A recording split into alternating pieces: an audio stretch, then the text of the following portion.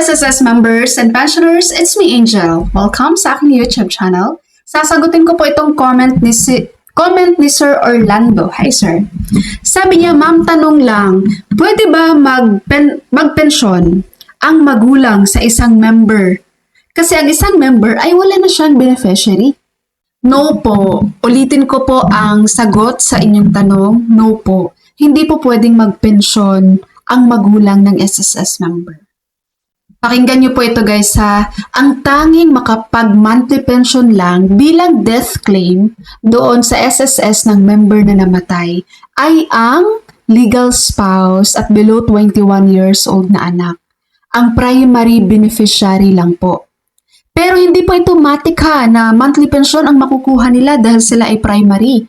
Depende pa rin po ito sa naging contributions ng member na namatay.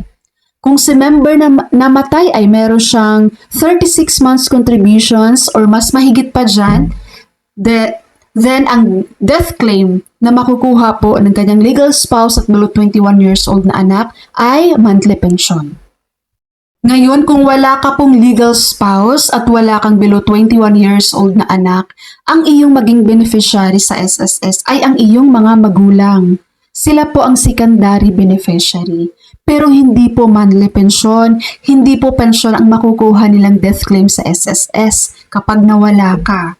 Ang makukuha lang po nila ay lump sum one-time cash payment. Ang amount naman po ng lump sum na makukuha nila ay nakadepende na po ito sa contributions mo member.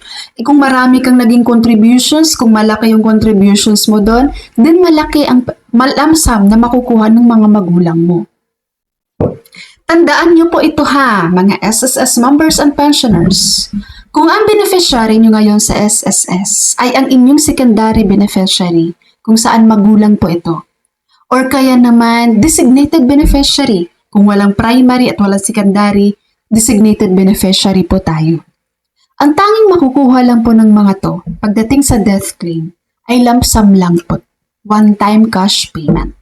Mapa-secondary man yan, mapa-designated man yan, or mapa-legal heirs man yan.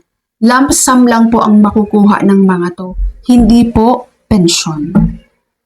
Actually, madali lang to kabisaduhin sa utak natin guys. Basta pagdating po sa death claim, pag namatay si member, monthly pension ang makukuha kapag meron kang legal spouse at below 21 years old na anak at naka 36 months contribution ka or mas marami pa dyan. Maliwanag po, kapag wala ka nung binabanggit ko, din lump sum one-time cash payment lang po ang makukuha nila. Ang ating mga hindi primary beneficiary. Malinaw po ba? So sa nag-comment po, sana po malinaw po sa inyo ang naging explanation ko dito. Basta tandaan nyo, ang magulang po, hindi po yan sila magma-monthly pension guys. Lump sum po ang makukuha ng mga yan. At ang amount, kung marami ka at malaking contributions mo sa SSS, then malaki ang makukuha ng mga magulang mo na naiiwan. Alright po, SSS members and pensioners sa nag-comment sana ay malinaw po sa iyo at naipaliwanag ko po ito ng maayos. Maiksi lang po itong video natin pero sana po ay may natutunan kayo sa video na to. Kung may natutunan kayo guys, pwede niyo po i-click ang thanks button dyan sa video ko. Ayan, makikita niyo yan dyan. Okay, so that's all for my video for today. Thank you so much for watching everyone. God bless you all.